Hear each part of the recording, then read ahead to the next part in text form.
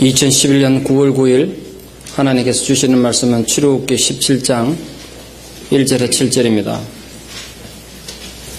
출애굽기 17장 1절에 7절 말씀을 봉독에 올리겠습니다. 이스라엘 자손의 온 회중이 여호와의 명령대로 신광야에서 떠나 그 노정대로 행하여 르비딤의 장막을 쳤으나 백성이 마실 물이 없는지라.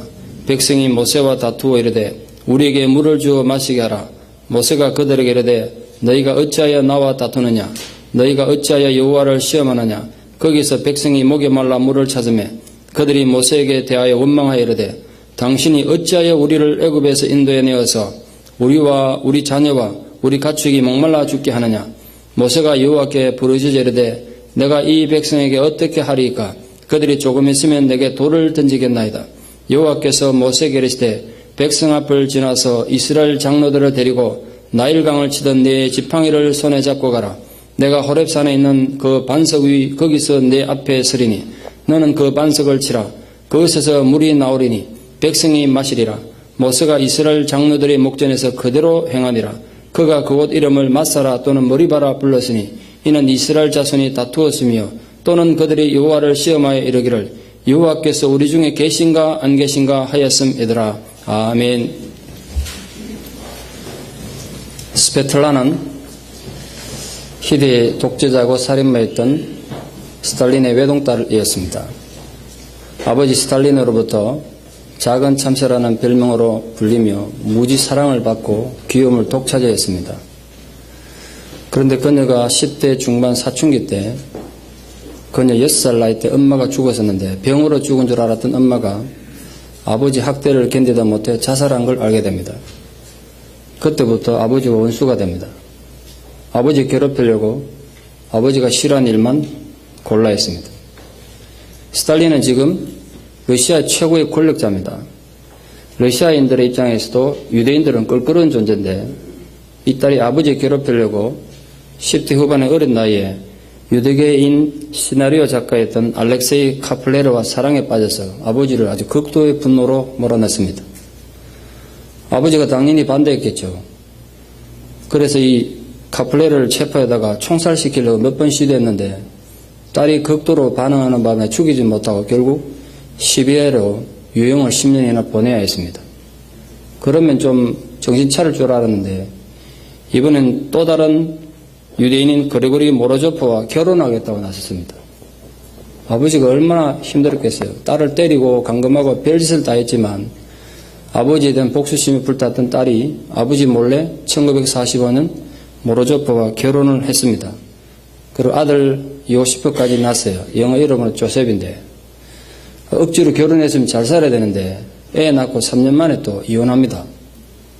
그래서 아버지 속을 무지 썩입니다. 제가 이 스탈린 독재자들이라는 책에 읽어본 내용인데 제가 문득 이렇게 느꼈습니다. 기록에 하면 최대한 한 3천만 명에 되는 자기 동족을 죽였던 희대의 살인마고 독재자였는데 수백만 명 죽이는 거 눈 하나 깜짝할 사이에 죽일 수 있는 권력을 가진 사람인데 자기 딸 하나 때문에 어쩔 줄 몰라 하는 그런 모습을 봤어요. 죽이지도 못하고 살리지도 못하고 쩔쩔매는 그 독재자도 딸 앞에서는 어쩔 수 없는 한 아비일 뿐이더라고요. 오늘 설교서 뒤에 뜬금없이 스탈린 얘기하는 이유가 뭐냐면 이런 비교가 참 민망스럽기도 하고 무지 죄송합니다만 독재자 스탈린과는 비교도 안 되는 그런 권력과는 비교조차 감히 불가능한 전지전능하신 하나님, 우주 만물을 말씀 하나로 창조하셨던 그 하나님, 홍해를 단숨에 가르고 당시 세계 최강대국이었던 애굽의 최정예 병사들을 한순간에 수장시킬 수 있는 능력을 가졌던 분이 기껏 해봐야 출신이 애굽의 노예들인 히브리 노예들 때문에 쩔쩔매는 모습이 본문에 있습니다. 죽이지도 못하고 살리지도 못하고 아버지 사랑 때문에 그 대단한 능력 가지신 분이 이 별 볼 일 없는 족속들 때문에 한국의 강원도도 안 되는 조그만 나라에 있는 이 조그만 족속들 때문에 어쩔 줄 몰라 하는 모습이 본문의 배경입니다. 참 민망하고 송구스럽죠. 출애굽기 오늘 본문 17장 1절 말씀 보시면 여호와의 명령대로 그 구절을 주목하십시오. 모세는 지금 이스라엘 백성들을 데리고 행진하는데 자기 생각과 자기 계획대로 가는 게 아니라 하나님 명령을 받아 행진하고 있습니다. 모세는 신광야, 지금 나름대로 살고 있는 그 신광야를 떠나서 르비딤으로 가라고 명령하셨을 때 전혀 주저없이 순종하며 나갔습니다. 이유가 뭐냐면 어떤 상황, 어떤 곳에 가더라도 하나님은 우리를 먹이시고 우리를 보호하실 수 있고 우리의 필요한 모든 것을 공급하실 수 있는 능력이 있으시다는 걸 믿었고 또 자신의 삶의 경험을 통해 이렇게 알고 있었기 때문에 두려움없이 갔습니다. 물론 이스라엘 백성들도 홍해가 갈라지는 경험을 통해 가지고 하나님의 능력을 한때는 찬양했었던 경험이 있는 사람들입니다. 지금 또 현재는 어떠냐면 매일매일 기적처럼 하늘에서 비처럼 내리는 만나를 먹고 그러면 야 정말 하나님께서 우리의 모든 필요를 공급할 수 있는 능력을 가진 분이구나 배워야 되는 거 아닙니까? 매일 먹고 있는데 한 번은 끝나는 게 아니고 그러나 그런 대단한 상황 속에 있으면서도 마실 물이 없는 어려운 상황 거친 현실에 딱 직면하니까 하나님의 은혜를 너무나 쉽게 망각하고 모세를 향하여 다투고 시비 걸고 이 말이죠. 하나님을 원망하는 게 오늘 본문 내용입니다. 한번 상상해 보십시오. 성경에는 물론 없지만 오늘 이스라엘 백성들이 하나님의 종 모세를 향하여 돌들어 치어서 죽이려고 하는 하나님의 가슴에 또다시 대못을 박는 반역의 그 아침에 그 불평하던 아침에 만나가 내렸을까요? 안 내렸을까요? 하나님 성질 나가지고 오늘은 너 성질 부리고 나 안 내릴래. 안 내렸을까요? 그나도 만나는 내렸을 거라고요. 생각해 보세요. 오늘도 축복의 만나는 내려는 그 가운데 이스라엘 백성들의 반역을 한번 보시라고요. 사람의 마음이 왜곡되니까 그런 축복의 만나가 와도 지금 목말라 죽을 지경인데 내 자식들도 죽을 지경이고 가축 때 다 목말라 죽을 지경인데 만나가 무슨 소용이 있냐 이거야. 하나님 이런 은혜 오면 뭐하냐 이거야. 실제로 목이 마른 사람한테 목이 며칠 물 마시지 못해서 목마른 사람한테 음식 주면 더 성질납니다. 먹을수록 목이 더 마르니까. 목을 적셔야 음식이 들어가지 않겠습니까? 이해 못할 건 아니죠. 지금 이스라엘 백성들은 목이 마르니까 하나님 은혜로 내리는 만나도 귀찮은 거예요.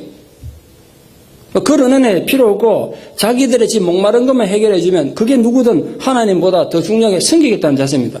마치 하나님께서 그들 일생에 한 번도 은혜를 베푸신 적이 없는 것처럼 행동하고 있습니다. 참 죽이지도 못하고 살리지도 못하고 하나님 속이 얼마나 타셨겠어요. 참 민망한 내용 아닙니까? 참 슬픈 기록이죠. 오늘 르비딤은 분명 황량한 불모지의 사막이었고 이스라엘은 물이 간절히 필요한 상황입니다. 그런데 너무나 중요한 건 그 르비딤으로 물 한 방울 없는 광야로 가라고 명령한 분이 하나님이라는 걸 절대 잊으시면 안 돼요. 하나님이 가라고 명령하셨다고요. 틀림없이 하나님께서는 르비딤에 물이 없다는 걸 아셨습니다. 미리 아셨어요. 몰라서 리가 없습니다. 그러니 사막에 물이 없다는 사실이 하나님께는 절대로 갑작스러운 사태 위기가 아닌 거예요. 여러분 살아가다가 많은 위기를 겪을 수 있고 고난을 당할 수 있지만 여러분의 위기가 하나님의 위기라고 생각하시면 안 돼요. 그게 내게는 위기지만 하나님 다 하신다고요. 하나님 이미 아시면서 그걸로 보내셨어요. 그러나 불행하게도 이스라엘 백성들 중 어느 누구도 그런 사실을 생각조차 못하고 하나님이 잘못했다고 지금 비판하고 있습니다. 하나님 몰라가지고 르비딤으로 보내놔놓고 미안하다 나 거기가 물이 있을 줄 알았는데 되게 미안하다 물이 없구나 이런 게 아니란 말이죠.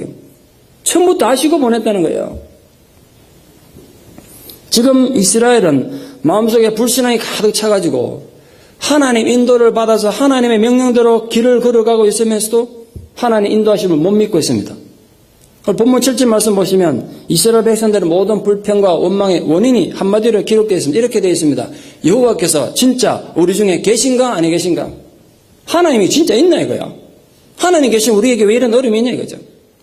그러니까 이스라엘 백성들은 지금 하나님 인도를 따라가면서도 하나님 인도하심을 의심하는 정말 좀 코미디 같은 상황이 벌어졌습니다. 그 결과 아예 하나님을 모르는 사람들보다 더 포악해져 갔습니다. 그게 어떻게 표출됐냐면 이스라엘 백성들은 기회만 있으면 출애굽 자체를 부정하고 있습니다. 출애굽 잘못했다는 거야. 왜 우리 그 잘 살고 있는데 애굽에서 불러냈냐 이거야. 정말 놀라운 일이긴 합니다만 이스라엘 백성들이 애굽에서 하나님이 행하는 10가지 재앙도 보고 홍해가 쫙 갈라져서 자기들이 기적처럼 구원하는 것도 봤고 자기들 죽이러 달려오던 애굽 군대가 바다에 빠져 죽는 걸 다 봤지만 애굽을 떠나는 것이 하나님의 뜻이라는 걸 인정하지 않으려는 거예요 지금. 잘못됐다는 거예요. 사람이 신앙이 한번 고이면 이렇게 되는 거예요. 그들의 한결같은 고집은 어떻게 하든지 다시 애굽으로 돌아가야 살 수 있다는 겁니다. 그런 생각으로 지금 힘든 광야를 행진하고 있으니 매일 은혜의 소낙비가 만나러 쏟아져도 하나님 기적을 보면서도 하나님 우리와 함께 하시고 하나님 우리를 인도한다는 걸 믿지 못한 겁니다. 정말 하나님 인도하는 삶이라면 왜 우리 삶에 어려움이 있냐, 이거 하나님 뜻이 아니라는 거예요. 여러분이 지금 인생에 많은 어려움이 있고 갈증나는 삶을 혹시 걸어가고 계신다면 그때 판단을 잘 하십시오. 오히려 그게 더 하나님의 기쁜 섭리 가운데 있을지도 모른다는 사실. 무조건 불평하고 원망만 할 일이 아니라는 것. 하나님 뜻대로 걸어간다고, 하나님의 명령의 길을 걸어간다고 해서 아무런 어려움이 없는 게 아니라는 것. 착각하시면 안 됩니다. 물론 그들이 신광야를 떠나서 러비딤까지 얼마의 시간이 걸렸는지 정확히 모르겠습니다만 광야를 걸어오는 동안 갈증을 많이 느꼈겠죠. 목이 말랐을 것이고 지치고 힘들었을 것입니다. 그래서 하나같이 본능적으로 생각했을 것입니다. 하나님 러비딤에 가라는 거 보니까 거기 가면 아주 거창한 오아시스가 쫙 펼쳐져서 이 타는 목마름도 해결하고 편하게 쉴 수 있을 것이다. 기대하고 왔었겠죠. 그런데 와서 보니까 그 소망이 험하게 사라졌죠. 분노가 폭발한 겁니다. 이해 못할 바는 아닙니다. 오늘 이스라엘이 겪은 이 러비딤의 아픔은 죄로 오염된 현대를 살아가는 우리들의 아픔이기도 합니다. 세상은요, 옛날보다 과학이 발달하고 문명이 발달해서 되게 살기 좋아졌습니다. 아주 편하게 사는 게 사실입니다. 그런데도 세상이 편해지고 살기는 좋아진지 모르지만 예전과는 비교도 안 될 정도로 여전히 외로움과 두려움이 휘몰아치는 광야 같은 생활을 우리 하고 있습니다. 갈증으로 인해 죽어가는 사막 같은 삶을 살아가고 있어요. 안 그렇습니까? 많은 경우 우리들은 무지갯빛 낭만을 사는 게 아니라 좌절과 절망, 실패와 참담한 환경에 널려있는 광야 같은 세상을 살아간다고요. 이런 절박한 상황 속에서도 우리가 절망할 수 없는 이유는 이 광야가 역설적에게도 하나님을 가장 진실되게 가장 올바로 만날 수 있는 적절한 장소일 수도 있기 때문입니다.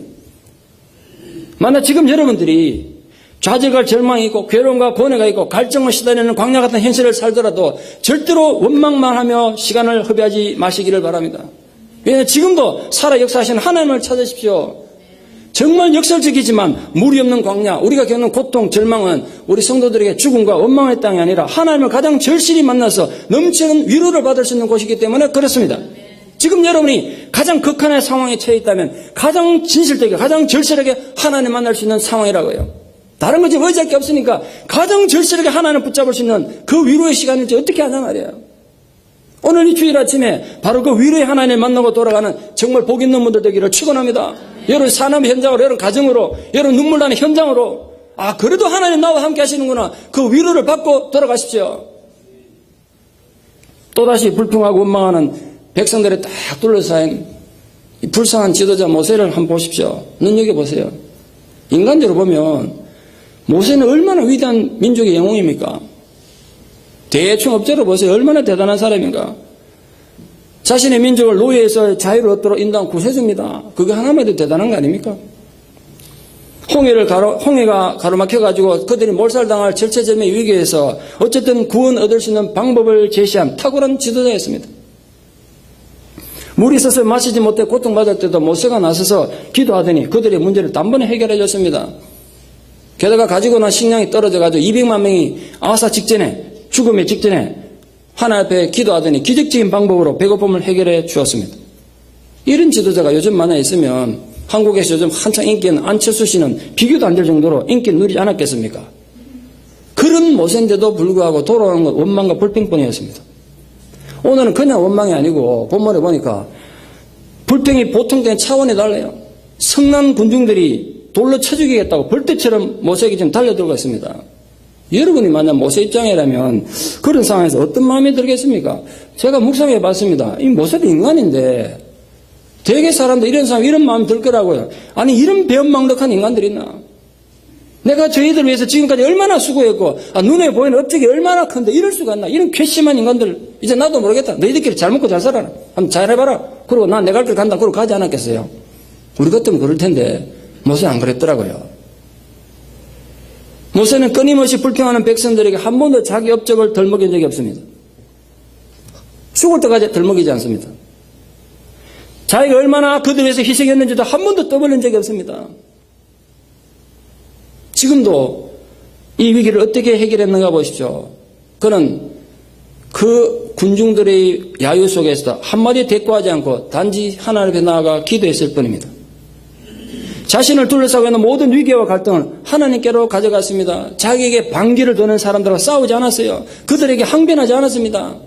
단지 하나님 앞에 기도드리며 하나님 어떻게 하면 좋습니까? 방법을 여쭙습니다. 그게 오늘 여러분 참 모든 위기의 상황에서 승리하는 비법입니다.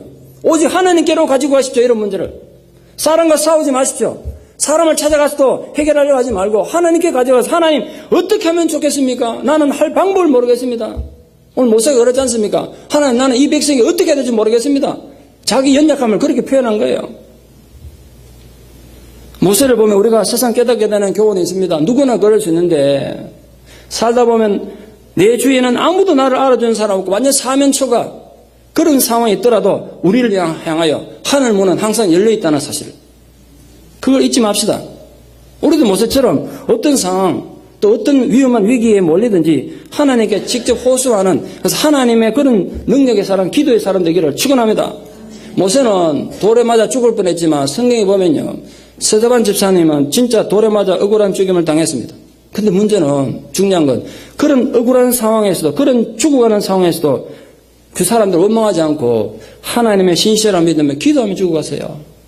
기도하면 죽더라고요. 그게 신앙의 자세예요. 남이 내게 돌 던진다고 같이 돌 던지는 게 아니라 돌 던지면 맞아 죽읍시다 우리. 그게 자세란 말이에요. 그랬더니 하늘 문이 열리고 예수님께서 그의 영혼을 받으시려고 하늘 보좌에서 그를 기다리는 걸 보면서 죽고 갔어요. 모세도 스데반 집사도 하나같이 죽으면서까지 믿었던 것이 있습니다. 비록 내가 당하는 현실이 억울하고 고통스러워도 하나님은 이 모든 것을 알고 계신다는 것. 그리고 최후의 승리는 하나님 손에 있다는 것. 그걸 믿었어요. 여러분 정말 그걸 믿습니까? 그럼 여러분 감정을 초월할 수 있기 바랍니다. 억울한 걸 극복할 수 있기 바랍니다. 모세의 진심을 이해하지 못한 이스라엘 백성들은 마치 모세가 그들을 물 없는 사막으로 유인해가지고 그들과 그들의 자녀들과 자기들 가축을 몰살시키려고 마치 음모를 꾸민 것처럼 비난하고 있습니다. 우리 애굽에서 잘 살고 있었는데 이런 비난을 들을 때 모세 심정이 얼마나 비통하고 참 착잡했겠어요. 누구한테 말도 못하고 우리 한국 표현으로 속을 뒤집어 보일 수도 없고 말이죠. 예? 모세는 그런 비난 앞에서 그게 아니다라고 한마디 변명조차 하지 않았어요. 단지 이렇게 하나님 앞에 자기 안타까운 심정, 처절한 심정을 토해냈습니다. 그때 저는 생각합니다. 모세의 마음과 하나님의 마음이 통하지 않았을까? 너 이제 내 마음 알겠냐 그야. 아까 저 스탈린 얘기했던 이거야. 이 인간들 죽일 수도 없고 살릴 수도 없고 내 안타까운 마음 알겠냐 이거야. 모세가 이렇게 얘기했어요. 내가 이 백성에 도대체 어떻게 하면 좋겠습니까? 내가 이렇게까지 했는데도 아무것도 안 됩니다. 이제는 조금 있으면 그들이 돌들을 내 돌 던지를 죽이려고 그럽니다. 모세는 너무나 어이가 없는 비난에 대해서 자기를 지키려고 방하지도 않고 단지 하나님 앞에 나가서 해결책을 구했던 겁니다. 누구나 쉬운 일은 아니겠습니다만 감정이 있는 동물이 힘들고 어렵고 억울할 때 자기를 방어하려고 노력하는 것보다 하나님께 모든 걸 맡기는 것이 정말 더 빠른 방법이고 바람직한 방법 아니겠습니까? 우리 그래 살도록 한번 노력해 봅시다. 쉬운 건 물론 아닌가 합니다. 근데 성경에 이렇게 위로가 있어요. 네 짐을, 네 억울함을, 네 답답함을 여호와께 맡기라. 그러면 그가 너를 붙드시고 의인의 요동함을 영원히 허락하지 아니하시리로다. 시편 55편 22절에 있는 말씀입니다. 하나님 우리를 붙잡아서 요동하지 않게 해주시겠다는 거예요. 여러분은 지금 어떤 종류의 마음의 짐을 지고 계십니까? 어떤 종류든지 간에 오늘 예배 시간에 이 말씀을 들으면서 하나님께 맡겨버리십시오. 그래 내가 오늘 이 순간 내가 이렇게 짐지고 있던 내 절망스러운 마음, 이 무너진 마음을 하나님께 맡겨야지. 하나님께 들리십시오. 하나님께서 그럼 여러분을 붙들어 주실 것을 믿습니다. 결코 여러분을 불안과 두려움에 떨며 요동하는 것을 영원히 허락하지 않을 줄 믿습니다. 그걸 갖고 돌아가십시오. 노예로 살던 애굽을 떠나 출애굽을 시작하고 지금까지 이스라엘은 하나님 은혜에 대한 감사는 없이 원망과 불평만 되풀이하고 있습니다. 이번에 설교를 준비하다 그 원망을 보면서 문득 제가 하나 깨달은 것이 있습니다. 이들의 원망 속에 정말 중요한 한 가지가 빠졌습니다. 뭐가 없느냐 하면 절대로 회개가 없다는 사실. 한 번도 그들이 자기들 잘못에 대해서 회개한 적이 없습니다. 그 결과 그들 다 죽습니다. 사람이 고통스러운 상황에 처하면 누구나 원망할 수 있죠. 불평할 수 있습니다. 저도 그래 사니까. 충분히 이해돼요. 근데 문제는 그 문제가 해결되고 필요가 채워지고 나면 부끄럽고 미안해서라도 내가 괜히 원망하고 불평했네. 하나님 이렇게 살아계시는 걸 내가 좀 참을 걸. 하나님 죄송합니다. 다음부터 안 그러겠습니다. 설령 또 그래 살더라도 자기 반성이 있고 회개가 있어야 되는 거 아닙니까? 문제가 해결되고 나면 해결도 안 된 것도 아닌데. 그런데 어느 누구도 그들의 원망과 불평에 대한 회개가 없다는 게 이스라엘의 비극이었습니다. 그 결과 어떻게 됐느냐? 그들의 원망과 불평의 강도는 점점 세워져 갑니다. 점점 강해져 갔어요. 회개 없는 삶의 위험성, 회개 없는 신앙의 위험성이 여기 있습니다. 신앙인이 회개하는 능력을 잃어버리면요, 괴물이 돼요. 자주 말씀드리지 않습니까? 죄가 또 다른 죄를 낳는 법이니까.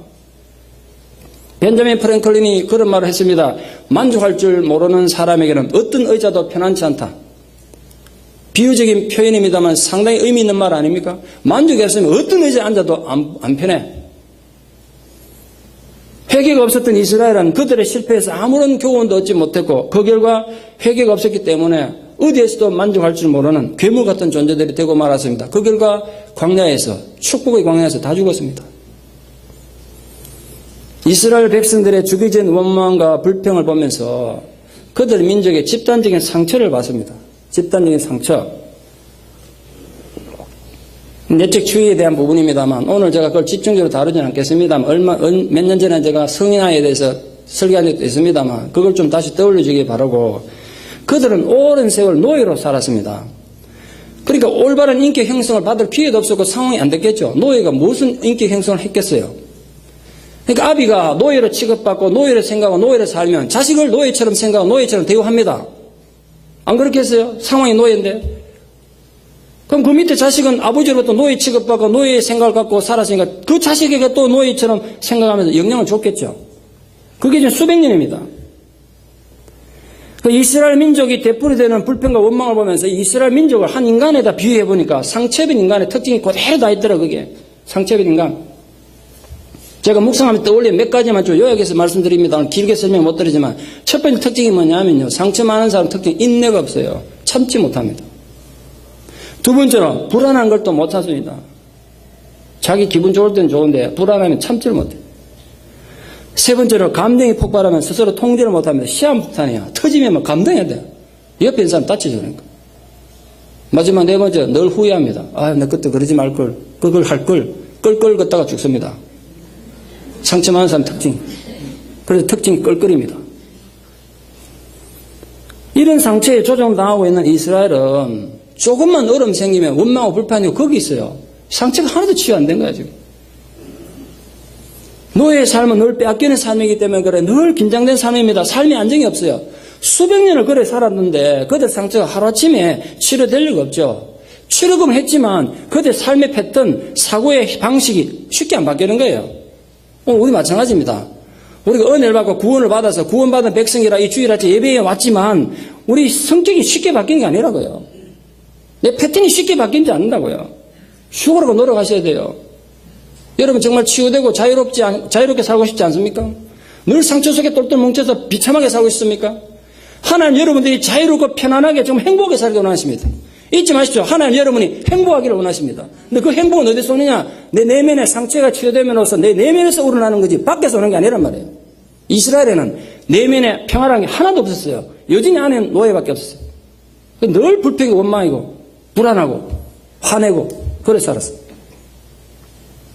그래서 이스라엘은 하나님 주신 자유보다 내가 정말 치유되고 하나님의 백성이 자유를 기뻐하고 자유를 누릴 텐데 그 자유보다도 노예로 있었지만 마음대로 물을 마실 수 있었던 애굽의 노예 시절을 그리워하고 있습니다. 지금 왜 우리를 애굽에서 괜히 불러내가지고 이 얘기하는 거예요. 노예로 살아도 그때가 좋았는데. 그래서 하나님에 대한 적대감을 모세에게 나타나고 있습니다. 하나님에 대한 적대감의 내용이 뭐냐면요, 물이 없는 곳으로 하나님이 우리를 인도하셨기 때문에 하나님이 그에게 실패했다는 거예요. 하나님 실패했다는 거예요. 10가지 기적으로 애굽을 징계하시고 또 홍해를 가르시고 애굽 군대를 수장시키며 만나와 메추라기로 자기들을 먹이시고 썬물을 단물을 바꿔주신 것까지 좋았어요. 거기까지 하나님 능력이 맞아. 그런데 하나님 능력은 거기까지라는 거예요. 거기서 끝났다는 거죠. 이제 하나님 능력이 고갈됐다는 겁니다. 그래서 어찌하여 우리를 애굽에서 인도하여 라는 이 표현에는 이 하나님에 대한 실망과 적대감이 무섭게 드러나고 있습니다.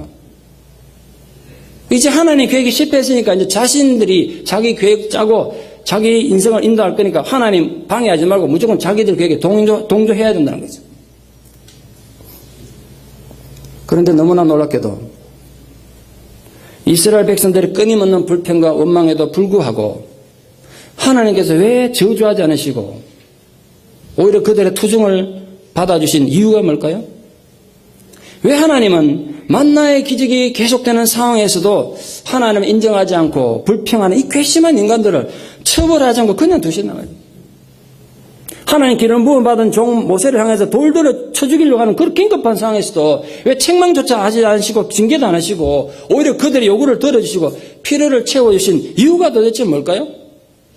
성경 전체에 그 이유가 설명되어 있습니다. 한마디로 요약하면 이렇습니다. 하나님은 법칙이 아니라 사랑이기 때문에. 법이 아니라 사랑이기 때문에요. 그게 인간을 향한 하나님 아버지 마음이라는 걸 보여주시는 거예요.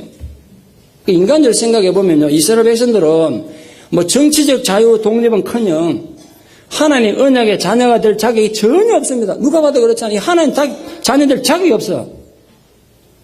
그렇지만 하나님께서 무한한 사랑으로 그토록 부족한 이스라엘 백성들을 하나님 백성으로 삼아 주셨어요. 아무런 자격이 없는데 그걸 성경 용어로 은혜라고 합니다.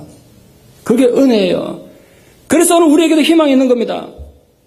이스라엘과 비교해서 전혀 나을 것 없는 우리들도 절대로 하나님께서 버리지 않으시고 하나님의 자녀를 품으시고 우리 일생의 길을 인도해 주실 것이기 때문에 우리 그 은혜로 살기 때문에 그래서 오늘 본문 속에 이스라엘 반역 속에 우리는 놀라운 하나의 은혜를 사랑을 발견하는 겁니다.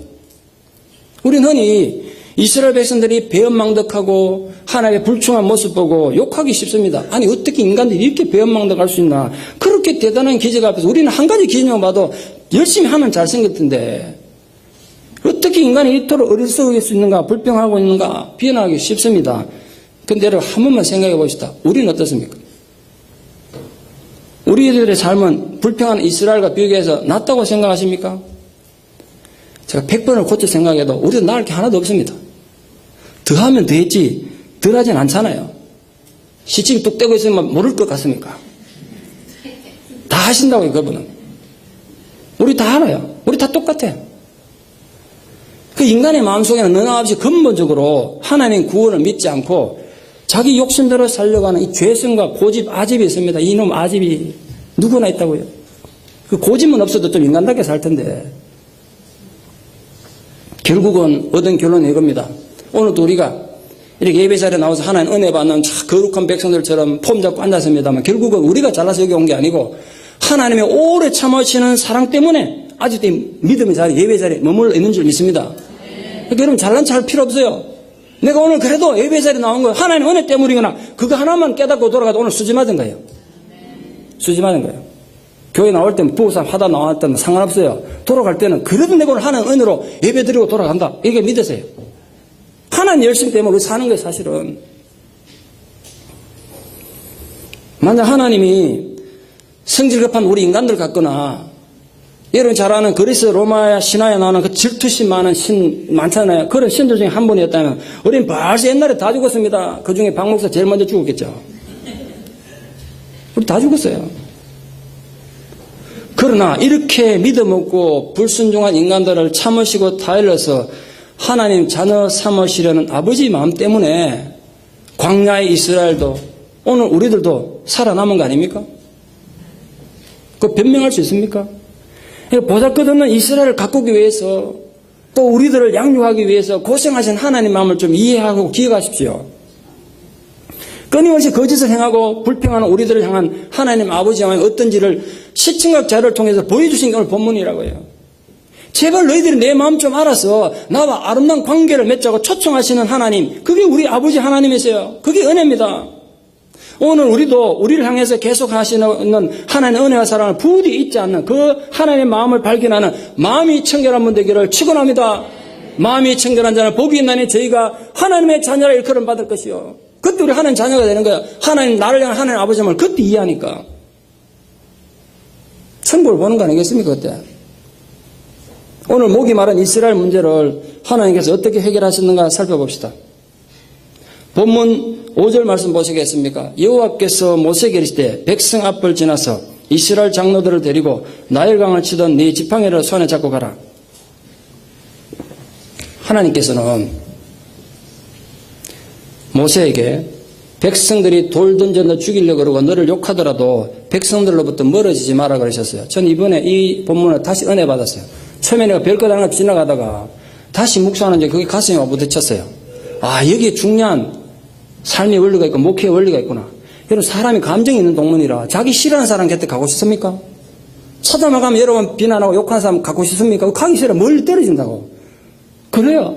근데 하나님이 너를 싫어하고 네 보고 돌들을 치라는 백성들을 등 돌리지 말고 그들 앞을 지나가는 거야. 오히려 잘 볼 수 있는 곳으로 가라는 거야. 이게 무슨 뜻일까 생각해서 아, 그렇구나. 하나님은 세상에 우리를 욕한다고 해서 세상 등지고 살면 안 된다는 거야. 그 사람들 외면하지 말라는 거야. 오히려 가까이 가라는 거야. 잘 볼 수 있는 곳으로 가라는 거야. 그래야 뭐 관계 회복할 수 있지 않겠냐는 거야. 이번에 나올 때 그냥 가지 말고 백성들의 장로들과 함께 가되 나일강을 피로 바꾸다. 그 최초로 이적을 베풀 때 썼던 그 지팡이를 가져가라는 거예요. 아시다시피 그 지팡이는 파라오와의 투쟁 중에 하나의 능력을 나타내도 중요한 도구 아닙니까?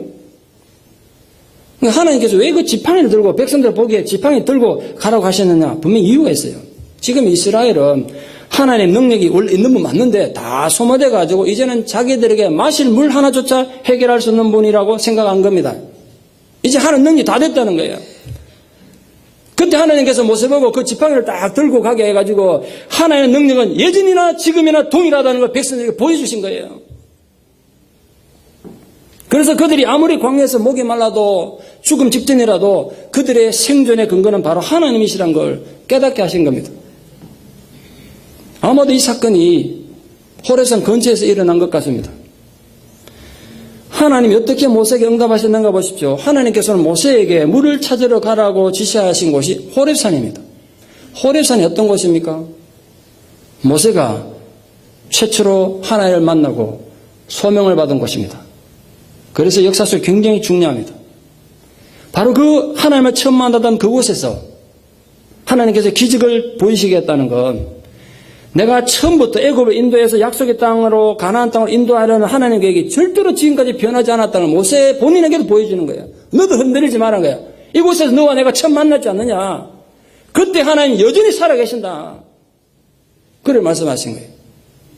근데 호렙산 어디로 가라고 그러셨습니까? 하나님께서는 호렙산의 한 반석으로 가라고 지정하셨습니다. 물론 아무 바위가 아닙니다. 뭐 이걸 해석을 어떻게 하냐 좀 다른데 그 반석이라고 말할 때 내가 그 반석 위라고 해서 반영이 분명히 히브리어도 정관사가 붙어 있습니다. 아무 바위가 아니라 너도 알고 나도 아는 그 바위예요. 거기가 어디냐 말이야. 모세가 처음 소명받을 때 그 바위였는지 그건 알 수 없습니다. 그러나 아무 바위가 아니라 내가 그 반석 위에 너를 대하여 서리니라고 말씀하심으로써 특정한 바위를 지정하셨습니다. 그건 문제는 이겁니다. 어느 누구도 목이 말하지 물이 필요한데 바위를 찾아가는 사람 없습니다. 누구도 바위를 물을 구할 곳으로 생각지 않습니다. 누가 바위에가 돌덩이를 가서 물을 기대하냐고요. 그건 깐난하기도 하는 거예요. 그런데 하나님 거기를 데려가신 거예요. 전혀 물을 기대할 수 없는 곳 거기다 세워놓고 지금부터 해결을 하겠다는 거예요. 이 반석에서 물이 솟아나게 하겠다는 거예요. 그런데 놀랍게도 하나님께서 모세 지팡이를 들어가지고 사실 그 지팡이 들고 성질 부리고 못된 이스라엘 백성들을 쳐주게 되는데 이스라엘 백성들을 치는 대신에 바위를 치도록 하셨습니다. 그리고 그 바위에서 모든 이스라엘 백성들과 가축대가 충분히 마실 수 있는 물이 터져나왔습니다. 한번 생각해 보시죠. 만약에 이 물을 필요하다고 우물을 파가지고 이스라엘 백성들은 물을 마시려고 했다면 우물을 팠다면 어떤 일이 벌어지겠습니까? 사람은 200만 명이고 가축은 그보다 더 많습니다. 수백만 마리 어쩌면 수천만 마리 가축이 있는데 물을 떠가지고 바가지로 떠마시면요. 앞에 사람 떠마시고 뒤에 사람 마시고 나면 앞에 사람 벌써 목말라 죽었어요. 어떻게 그 물을 공급하겠어요? 그러니까 강물처럼 흘러가지 않고는 이 많은 사람들의 갈증을 해결할 방법이 없어요. 그래서 하나님이 반석에서 강물을 내신 것입니다. 그냥 우연이 아니라 하나님 계획 속에 있는 거예요. 사람들 생각도 못했지만. 바울은 이 출애굽의 상황에 대해 설교를 한 적이 있는데 이때 이 반석이 무엇이라고 분명히 설교하셨느냐? 예수 그리스도를 상징한다고 설교했습니다. 고린도 교인들에게. 고린도전서 10장 4절에 이런 말씀이 있습니다. 이때 상황을 설명하면서 이렇게 한마디 요약했는데 다 같은 신령한 음료, 신령한 물을 마셨으니 이는 그들을 따르는 신령한 반석으로부터 마셨음에 그 반석이 곧 그리스도시다. 바울이 그렇게 해석한 거예요. 하나님께서는 불신앙과 반역으로 죽음 마땅한 이스라엘 백성들 대신에 한 바위를 저주하심으로써 그들이 저주받지 않고 모두 살아나도록 하셨다는 겁니다. 하나님은 당장이라도 그들을 진노로 심판하실 수 있었습니다. 그러나 하나님께서는 그들을 저주한 대신 오히려 놀라운 은혜를 베푸셨어요. 그것은 그리스도께서 저주를 받으심으로써 모든 인류가 살아나는 것과 같다고 바울이 고린도 교인들에게 설교한 것입니다. 그 그리스도의 십자가는 하나님 진노의 심판이었습니다. 그런데 거기서 생수의 강이 흘러나와서 우리 모든 죄를 깨끗하게 하고 우리를 영원하게 살게 하셨다는 겁니다. 이게 바로 하나님 방법이고 하나님 규칙이었습니다. 지금도 사람들은 광야 같은 세상에서 영원한 만족을 얻지 못해서 각종 갈증에 허덕이고 있습니다. 돈과 명예와 권력의 갈증에 허덕입니다. 이런 갈증을 해결하기 위해서 몸부림을 치다 보니까 더 심각한 갈증을 불러일으킵니다. 인간의 욕망이란 건 바닷물과 같아서 마시면 마실수록 갈증만 더 심해집니다. 성경 속에 한 부자 청년이 있었는데 어느 날 밤에 예수님을 찾아왔습니다. 왜 찾아왔는지 아십니까?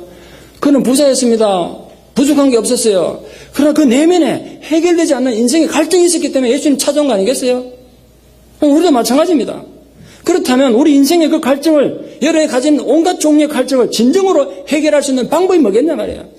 지금 여러분 가슴에 타는 갈증이 없습니까? 해결되지 않는 답답함이 없습니까? 그 무엇을 해결하겠느냐? 오직 한 가지뿐입니다. 그 이유를 발견하고 돌아가십시오. 오직 예수 그리스도만이 우리 인생의 생수를 공급할 수 있는 분임을 고백하십시오.